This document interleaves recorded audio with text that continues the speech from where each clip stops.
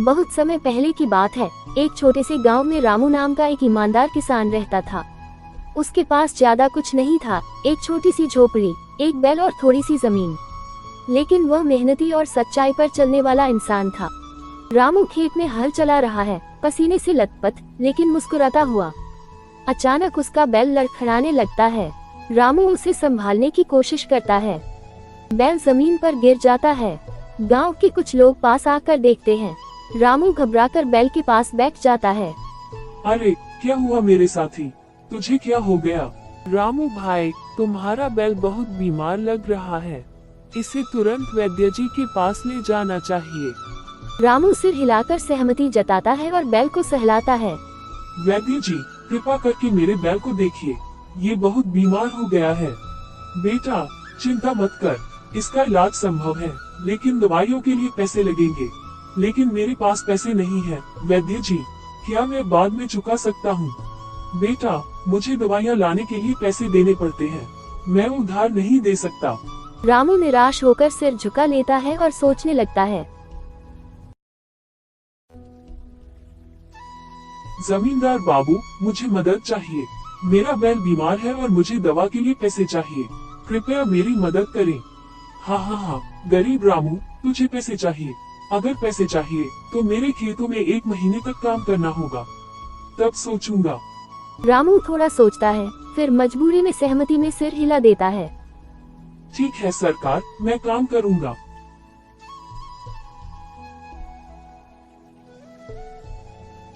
एक महीना बीत जाता है। रामू फिर जमींदार के पास जाता है। जमींदार बाबू, मैंने आपकी शर्त के अनुसार पूरा महीना मेहनत की, आप कृपया मुझे मेरी मजदूरी दें। कौन सी मजदूरी? मैंने कब कहा था कि मैं तुम्हें पैसे दूंगा? रामू चौंक जाता है। गांव के लोग भी देख रहे हैं, कुछ फुसफुसाने लगते हैं। लेकिन सरकार, आपने मुझसे वादा किया था, कोई सबूत है तुम्हारे पास? रामू निराश होकर चुप हो जाता है। गांव के लोग भी सहमे हुए हैं, लेकिन तभी एक बुजुर्ग किसान सामने आता है। रामू, तुमने 1 महीने तक जमींदार के खेतों में काम किया, इसका कोई गवाह है? गांव का बुजुर्ग किसान आगे आता है। हाँ, मैंने अपनी आंखों से देखा कि रामू ने पूरे 1 महीने तक मेहनत की। धीरे धीरे और भी गांव वाले सहमति में सिर हिलाने लगते हैं। जमींदार थोड़ा घबरा जाता है। जमींदार, इतने लोग गवाह हैं, अगर तुमने वादा किया था तो तुम्हें मजदूरी देनी होगी। जमींदार गुस्से में आ जाता है, लेकिन पंचायत के सामने झुकना पड़ता है। वह रामू को पैसे देता है। रामू अपने पैसे लेकर खुश होता है। वह तुरंत वैद्य के पास जाकर दवा लाता है और अपने बैल का इलाज करवाता है। कुछ दिनों में बैल स्वस्थ हो जाता है। गांव वाले रामू की ईमानदारी और हिम्मत की सराहना करते हैं। गांव में उत्सव जैसा माहौल हो जाता है। ये कहानी हमें सिखाती है कि सच्चाई और मेहनत का फल देर सवेर मिलता ही है। जब लोग मिलकर अन्याय के खिलाफ खड़े होते हैं तो न्याय की जीत होती है।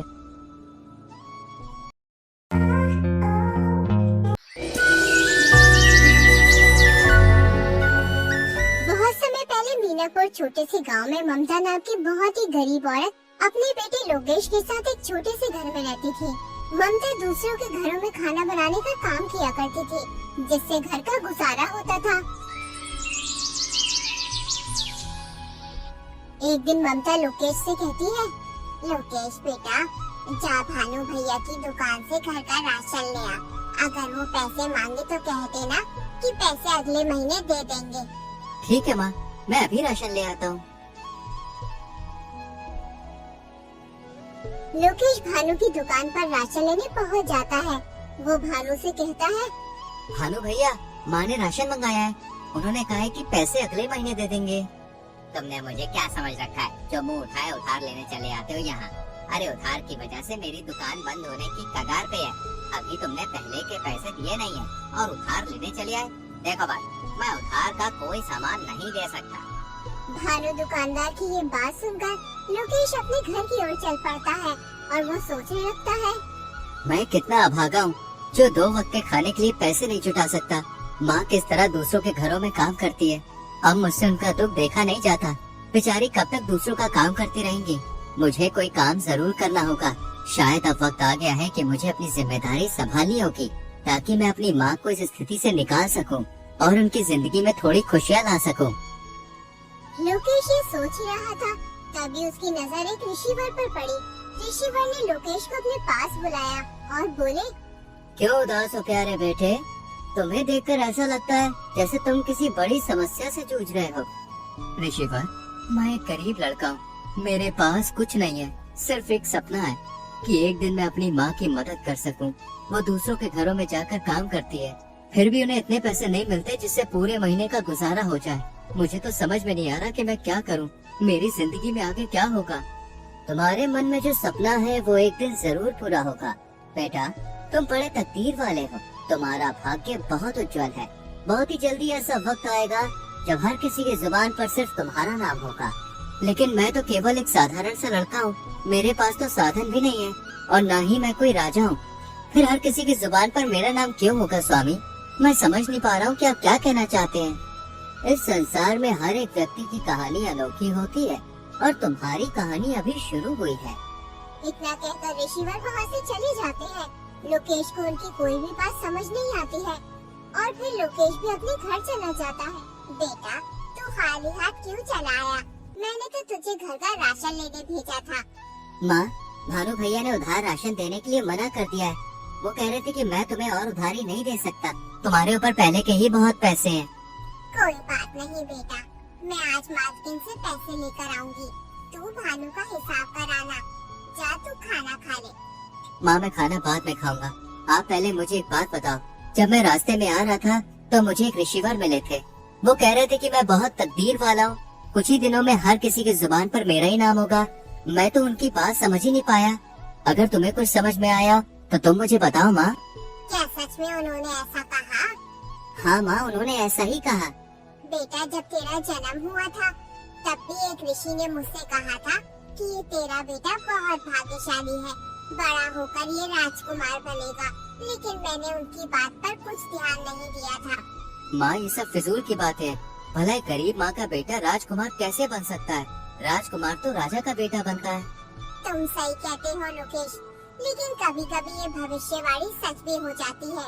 मैंने खुद अपनी आंखों से भविष्यवाणियों को सच होते हुए देखा है। हमारे गांव में सुनीता नाम की एक औरत ने एक बेटी और बेटे को जन्म दिया था। उन बच्चों की खुशी में उस औरत के पति महेंद्र ने आसपास के सभी गांवों में दावत की थी। वो औरत भविष्यवाणी में बहुत विश्वास करती थी, इसलिए उसने अपने बच्चों का भविष्य पूछने के लिए एक ऋषि को बुलाया। उस ऋषि ने उससे कहा, मैं तुम्हें इन बच्चों का भविष्य नहीं बता सकता और तुम्हारे लिए भी यही बेहतर होगा कि तुम कभी भी इन बच्चों का भविष्य जानने की कोशिश मत करना, वरना तुम्हारा ये खुशहाल जीवन पल भर में दुख में बदल जाएगा। लेकिन ऋषिवर, ऐसा क्या है इन बच्चों के भविष्य में जो आप हमें बताना नहीं चाहते? हमने तो ऐसा कोई पाप नहीं किया है जिसकी सजा इन बच्चों को मिले। कितनी दुआओं के बाद ईश्वर ने हमें ये 2 जुड़वा बच्चे दिए हैं। कृपया करके आप मुझे बताएं, इन बच्चों के भविष्य में क्या लिखा है? ठीक है, अगर तुम अपने बच्चों का भविष्य जानना चाहती हो तो सुनो। तुम्हारा ये बेटा बड़ा होकर अपनी जुड़वा बहन से शादी करेगा। ऋषि की ये बात सुनकर सुनीता के होश उड़ गए। ऐसा कैसे हो सकता है ऋषिवर? भला एक भाई अपनी बहन से कैसे शादी कर सकता है? मैं ये भविष्यवाणी नहीं मानता। तुम झूठ बोल रहे हो। मैं आपकी बातों पर विश्वास नहीं कर सकता। अगर बेटा तुम्हें मेरी बातों पर विश्वास नहीं तो कोई बात नहीं। जब समय आएगा तो तुम सब खुद देख लोगे। इतना कहकर ऋषिवर वहाँ से चले जाते हैं।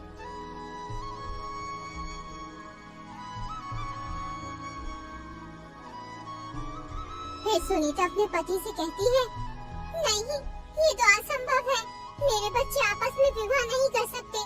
चाहे कुछ भी हो जाए, मैं ऐसा नहीं होने दूंगी।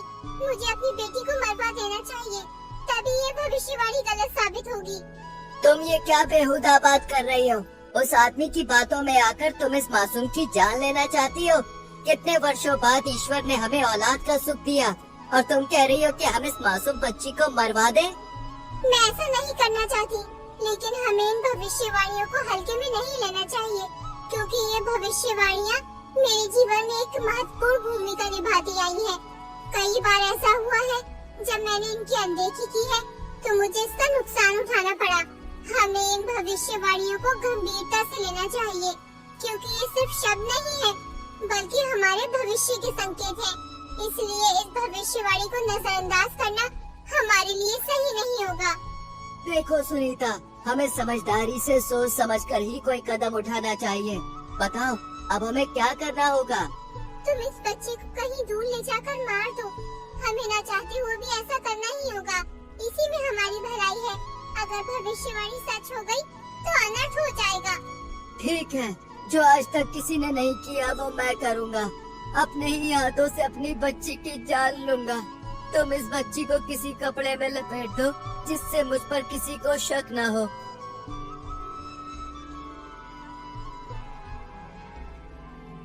वो आदमी उस बच्ची को एक ऊंची पहाड़ी पर ले जाता है और फिर उसे पहाड़ी से नीचे फेंक देता है।